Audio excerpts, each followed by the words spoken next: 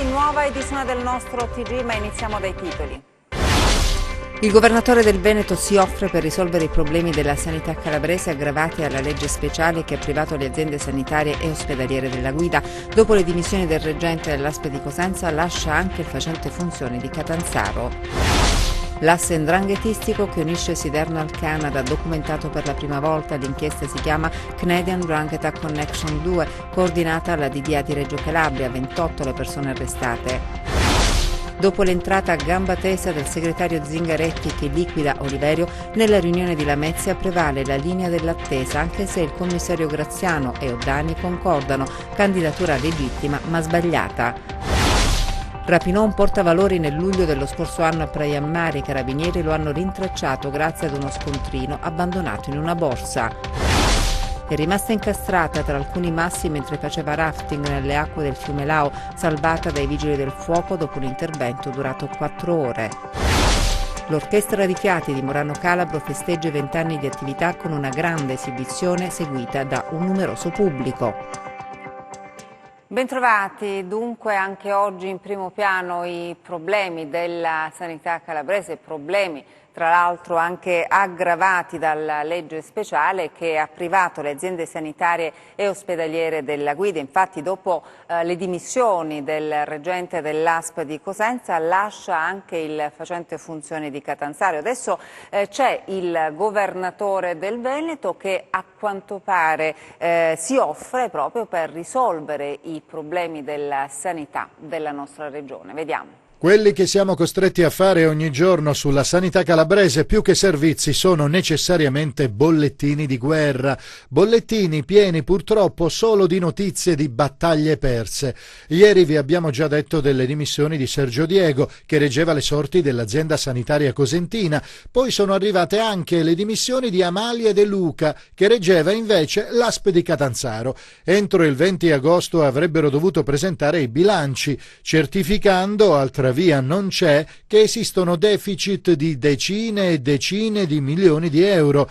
E le aziende ospedaliere? Peggio che andar di notte. Su 9 solo 2 direttori a Cosenza e a Catanzaro hanno finora accettato l'incarico. Insomma, la sanità calabrese, che finora era senza braccia operative, adesso sembra anche aver perso le teste. Si naviga a vista, si va allo sbando e si registrano casi emblematici come la chiusura dei punti nascita a Soverato e a Cetraro. In quest'ultimo caso è stato annunciato che serviranno per riaprirlo 2 milioni di euro che non ci sono e quasi 1 anno e mezzo di lavori. E anche il tempo diventa un fattore critico. E tanto per condire bene questa insalata di crisi, assenze, carenza di personale e strutture fatiscenti, aggiungiamo anche il caso ultimo del reparto di odontostomatologia dell'ospedale di Lamezia Terme, dove l'ambulatorio è bloccato da 8 giorni. Manca l'unica infermiera che era rimasta in servizio. Chi ci salverà? Forse la sanità del Veneto. Il governatore Zaia ha accolto un appello che gli è arrivato dal ministro Grillo. Non si sa come e quando, ma pare che dal nord ci possano aiutare. Magari trasferendo da loro tutti i nostri ammalati? La cosa ci preoccupa piuttosto che tranquillizzarci.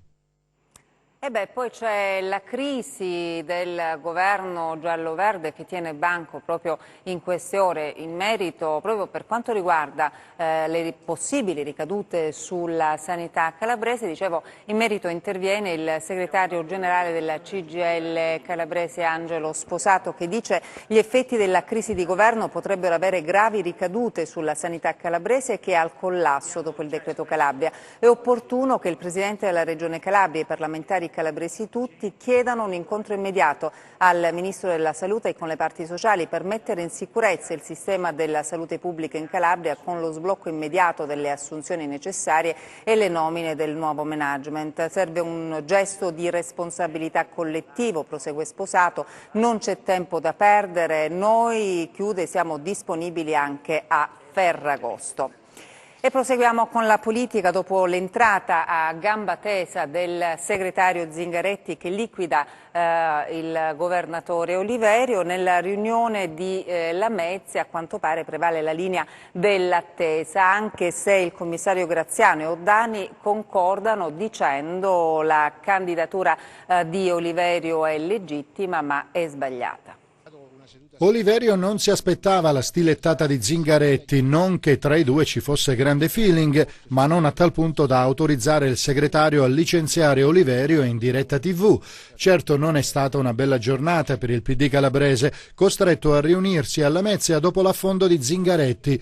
Riunione che, stringi stringi, non ha sortito effetti, diciamo così, definitivi. Tutto rimane sospeso, o meglio, come prima. Il Partito Nazionale protende per il rinnovamento, mentre alcuni consiglieri regionali promuovono Oliverio. Come se ne esce? La soluzione ci sarebbe, le primarie, ma anche su questo il commissario Stefano Graziano ha le idee chiare, o meglio, interpreta appieno l'input arrivato da Roma. Andiamo nella direzione del cambiamento perché abbiamo bisogno di rappresentare innovazione e cambiamento, ma soprattutto unità, e quindi lavorare per una nuova candidatura che ci aiuti a rappresentare quelle che sono le reali esigenze del territorio calabrese. Anche Nicola Oddati è sulla stessa linea, del resto Zingaretti lo ha mandato in Calabria con un compito preciso: mettere fuori gioco il presidente. Si è fatto un buon lavoro, che questo lavoro probabilmente non basta per competere alle prossime elezioni regionali qui in Calabria. C'è un'ondata della Lega di destra che è molto forte, abbiamo avuto e abbiamo problemi in questo territorio, anche naturalmente legati ad alcune inchieste che aprono una fase difficile anche nel rapporto con l'opinione pubblica. Se non tenessimo conto di tutto questo, secondo me faremmo tutti quanti insieme un errore. Oliverio crediamo abbia capito ormai da tempo che nel PD molte cose sono cambiate, in meglio o in peggio si vedrà, e allora è possibile che lavori per altre soluzioni e che alla candidatura non ci rinunci, se è vero come è vero che non ha modificato affatto il calendario del tour già predisposto da tempo. Oliverio ha ascoltato pazientemente le parole di Oddati e di Graziano, ma anche dei consiglieri regionali e dei deputati che sono intervenuti alla riunione di Lamezia. Poi, alla fine, quando i giornalisti lo hanno avvicinato per sentire che cosa avesse da dire dopo la stilettata di Zingaretti, ha affermato seraficamente: «Non mi sono mai sentito fuori corsa», sottolineando che da Zingaretti pretende rispetto e che a dire se Oliverio può o meno ambire alla ricandidatura spetta ai cittadini e a nessun altro. Nessuno, e qui la stoccata al Partito Romano, può sostituirsi a loro. In riferimento poi alla nascita di un progetto unitario intorno ad una nuova candidatura, ha detto: «Non vedo in giro altri candidati oltre al sottoscritto, non ci sono altre proposte e se dovessero esserci si facciano avanti». La chiosa è stato un messaggio preciso a Zingaretti e al Partito Nazionale. «L'unica democrazia che conosco», ha detto, «è che sia concesso agli iscritti il compito di decidere e di scegliere». Siamo adesso alla cronaca. L'asse 'ndranghetistico che unisce Siderno al Canada è stato documentato per la prima volta. L'inchiesta si chiama Canadian Ndrangheta Connection 2, è stata coordinata dalla DDA di Reggio Calabria, 28 in tutto le persone arrestate. Seconda tranche dell'inchiesta Canadian Ndrangheta Connection, che ha consentito di delineare gli assetti e l'operatività delle Endrine Muia e Figliomeni collegate alla potente cosca commisso di Siderno. Dopo quello del 18 luglio scorso che portò al fermo di 12 persone, oggi il nuovo blitz della Polizia Reggina nell'ambito dell'inchiesta coordinata dalla DDA diretta da Giovanni Bombardieri. In manette sono finite altre 16 persone. Per la prima volta gli inquirenti hanno potuto documentare anche attraverso intercettazioni telefoniche e ambientali l'articolazione struttura dell''ndrangheta in ambito sovranazionale. Le strategie della cosca venivano decise in Canada. L'articolazione operante nel grande stato nordamericano, infatti riferibile al locale di Siderno, è attualmente governata da un organismo abilitato a riunirsi in territorio estero e ad assumere decisioni anche con riferimento alle dinamiche criminali attualmente esistenti sul territorio calabrese. In tutto sono 28 le persone arrestate, 23 sono finite in carcere, mentre altre 5 domiciliari. Nella vasta operazione impegnati oltre 150 agenti, nel mirino quelli che vengono considerati sia gli elementi di vertice che gli affiliati ai presunti prestanome delle Endrine Muia e Figliomeni, oltre che del clan commisso di Siderno. Le accuse contestate a vario titolo vanno dall'associazione mafiosa transnazionale armata al porto e detenzione illegale di armi, dal trasferimento fraudolento di valori all'esercizio abusivo del credito, all'usura, il favoreggiamento personale, il tutto commesso con l'aggravante del ricorso al metodo mafioso, ovvero per agevolare l''ndrangheta. Le indagini hanno avuto origine dall'omicidio di Carmelo Muia, detto Mino, assassinato a Siderno a colpi d'arma da fuoco il 18 gennaio del 2018. Era ritenuto il luogotenente di Giuseppe Commisso, alias il Mastro, ed era collocato al vertice dell'omonima Andrina di Contrada Ferraro di Siderno. Nello scorso mese di aprile poi Vincenzo Muia, che voleva conoscere le reali motivazioni che avevano portato all'omicidio del fratello, andò a Toronto per incontrare i fratelli Cosimo e Angelo Figliomeni, detti briganti, entrambi latitanti in Canada, in relazione all'operazione della DDA Regina Acero Krupi Connection. Da quanto emerso è stato possibile tracciare, in linea con le acquisizioni di altri procedimenti definiti alla DDA Regina, l'operatività di strutture a carattere intermedio con funzioni di coordinamento e supervisione, quali la Commissione o Camera di Controllo di Toronto, istituita e operante nell'ambito del crimine di Siderno come articolazione intermedia di 'ndrangheta distaccata dal mandamento ionico reggino nella macro area ruotante attorno alla regione dell'Ontario in Canada, ma indissolubilmente legata alla provincia di Reggio Calabria. Ancora la cronaca, parliamo ancora di 'ndrangheta, estorsione a commercianti, 2 arresti nel Vibonese, ai domiciliari finisce il cognato del presunto boss Antonio Mancuso. L'operazione, coordinata dalla Direzione Distrettuale Antimafia di Catanzaro guidata dal procuratore Nicola Gratteri, è stata denominata Maqlub, che in arabo significa ribaltamento. In realtà si tratta della stessa inchiesta che a Nicotera ha fatto luce sull'estorsione perpetrata ai danni dell'imprenditore Carmine Zappia. Come si ricorderà, la sua coraggiosa denuncia aveva permesso agli inquirenti di costruire un solido impianto accusatorio che ha retto al vaglio del GIP di Vibo Valentia in sede di convalida, al punto che sia Antonio Mancuso sia il nipote Alfonso Cicerone sono ancora in carcere. L'inchiesta, allargandosi con i provvedimenti odierni, ha portato ai domiciliari Giuseppe Cicerone, che secondo l'accusa avrebbe concorso all'estorsione aggravata dalle modalità mafiose ai danni dell'imprenditore nicoterese. Secondo la ricostruzione dei fatti, in particolare il boss 88enne avrebbe riferito alla vittima che era stato deciso di pestarlo e che ciò non avveniva solo per il suo personale parere negativo. Dall'indagine emergono però altre vicende estorsive scoperte dai carabinieri della compagnia di Tropea e della stazione di Nicotera. È stata ricostruita infatti una tentata estorsione ai danni di alcuni ambulanti ed in particolare nei confronti di un extracomunitario, quando lo scorso 1 giugno Francesco D'Ambrosio, Alfonso Cicerone e Rocco D'Amico, quest'ultimo indagato a piede libero, avrebbero cercato di farsi consegnare da ciascun ambulante che frequentava Piazza Garibaldi a Nicotera 50 euro ciascuno per l'occupazione e l'utilizzo degli spazi. Per questo motivo D'Ambrosio deve rispondere di estorsione aggravata dalle modalità mafiose e nei suoi confronti il GIP ha disposto l'applicazione della misura cautelare agli arresti domiciliari. Rapinò un portavalori nel luglio dello scorso anno a Praia Mare. I carabinieri lo hanno rintracciato grazie ad uno scontrino che era stato abbandonato in una borsa. Ad incastrare uno dei componenti del commando che il 31 luglio del 2018 rapinò un portavalori nei pressi dell'ufficio postale di Praia Mare è stato uno scontrino e così i carabinieri della compagnia di Scalea hanno arrestato in esecuzione di un'ordinanza di custodia cautelare in carcere un 61enne originario di Napoli ma residente da diversi anni a Scalea, poiché ritenuto appunto responsabile del reato di rapina in concorso con un pregiudicato romano di 63 anni già arrestato la scorsa estate. A portare gli investigatori all'uomo arrestato è stato uno scontrino ritrovato in una borsa frigo abbandonata dai malviventi insieme al bottino e alle armi nell'auto lasciata dopo essere stati intercettati. Lo scontrino ha portato quindi i carabinieri in un supermercato di San Nicolarcella e dai video della sorveglianza all'identificazione dell'indagato. Una storia difficile che presenta ancora molti aspetti da chiarire, quella che stiamo per raccontarvi. Arriva da Cosenza dove da 9 mesi un padre chiede l'intervento della magistratura per tutelare i suoi 2 figli minori, bambini di 5 anni che, secondo quanto sostiene il genitore, rimarrebbero con la madre che si prostituirebbe davanti a loro. L'uomo, un professionista cosentino, attraverso il suo legale chiede giustizia. La madre è straniera straniera e vorrebbe tornare nel suo paese di origine, ma le servono soldi anche perché vuole portare i bambini con sé. Un racconto scioccante che pone molti interrogativi. Intanto, com'è possibile che tutta questa vicenda possa passare sotto silenzio e poi perché nessuno interviene? La donna, sempre secondo quanto riferisce il legale del padre, vive in una casa famiglia insieme ai bambini. Il papà può vedere i suoi figli solo durante incontri protetti senza che mai sia stato emesso un provvedimento in tal senso. Ma qual è la verità? Possibile che una madre possa portare con sé i suoi figli mentre si prostituisce? Se fosse vero, davvero sarebbe scioccante. Adesso le altre notizie di cronaca nei nostri 100 secondi.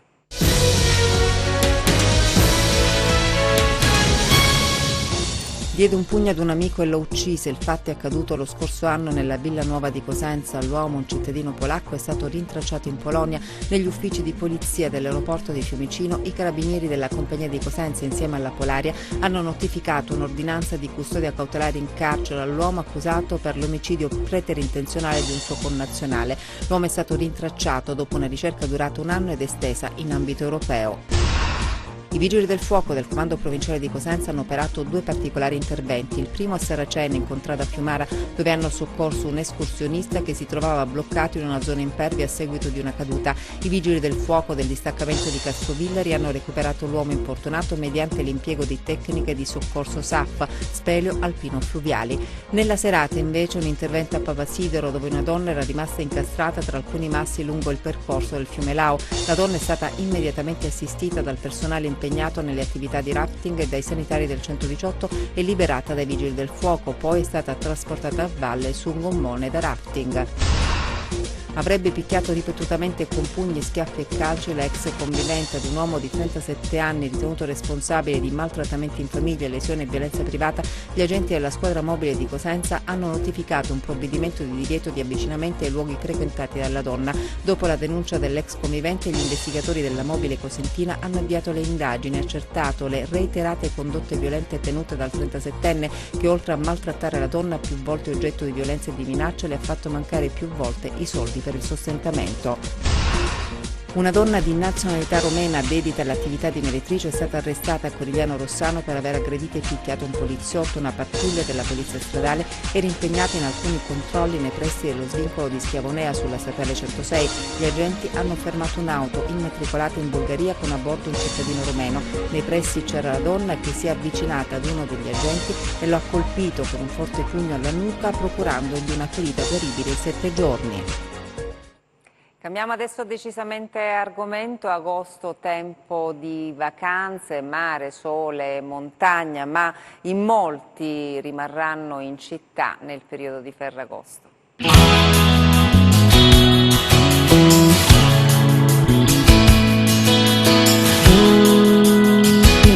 Andiamo incontro alla settimana più calda dell'estate e facciamo un giro nella città, nell'area urbana, Cosenza Rende, per capire poi quali sono gli esercizi commerciali che resteranno aperti in questo periodo, quelli che potranno garantire i servizi minimi sia ai turisti eventuali ma anche ai residenti. Rimaniamo aperti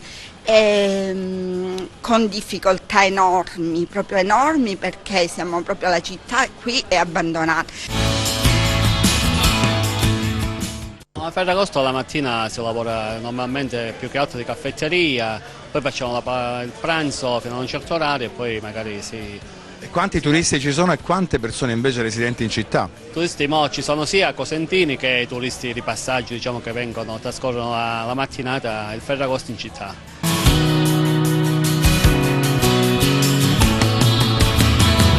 Essendo strutturati con questo H24 saremmo sempre aperti senza nessun limite, facciamo i turni in modo che ognuno può fare Ferragosto, chi lo fa diciamo a pranzo e chi lo fa a cena. E di turisti invece? Di turisti ce ne sono, non tanti ma ce ne sono. Ferragosto no, non ci siamo chiusi, abbiamo un'azienda a livello familiare, quindi... La decisione non è legata al commercio, ma bensì al meritato riposo. Assolutamente.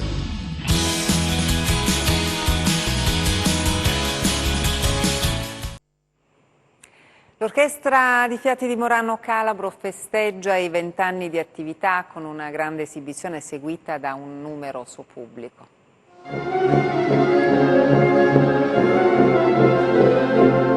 20 anni di musica, 20 anni di storia. L'orchestra di Fiati di Morano Calabro giunge ad un traguardo importante e per celebrare 4 lustri di musica l'orchestra si è esibita in un concerto. La location, la collegiata di Santa Maria Maddalena.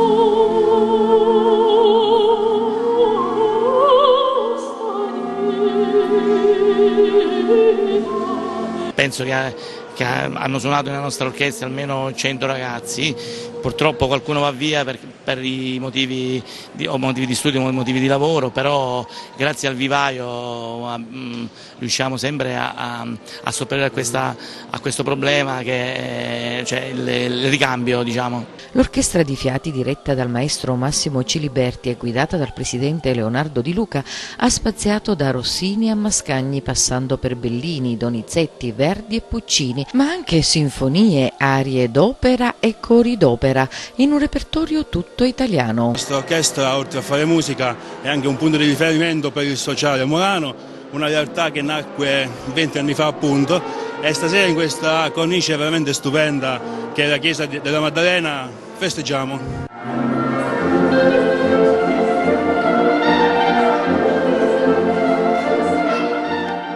Rappresentano 20 anni di storia, di musica, di cultura, di aggregazione, di quello di cui Morano ha bisogno, e rappresentano un'eccellenza del panorama associativo. 2 solisti, il soprano Rosaria Buscemi e il tenore Alessandro Da Crissa, hanno condotto gli spettatori in luoghi lontani, squisitamente accompagnati dal coro lirico Francesco Cilea di Reggio Calabria, guidato dal maestro Bruno Tirotta.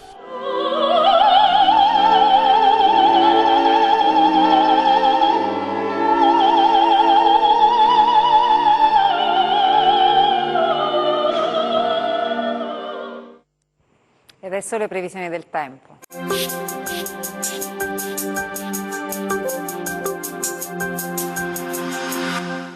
Tempo stabile e temperature in ulteriore aumento grazie alla presenza dell'anticiclone africano che stazionerà sul Mediterraneo anche nei prossimi giorni. Diamo quindi uno sguardo al tempo previsto sulla Calabria per le prossime ore.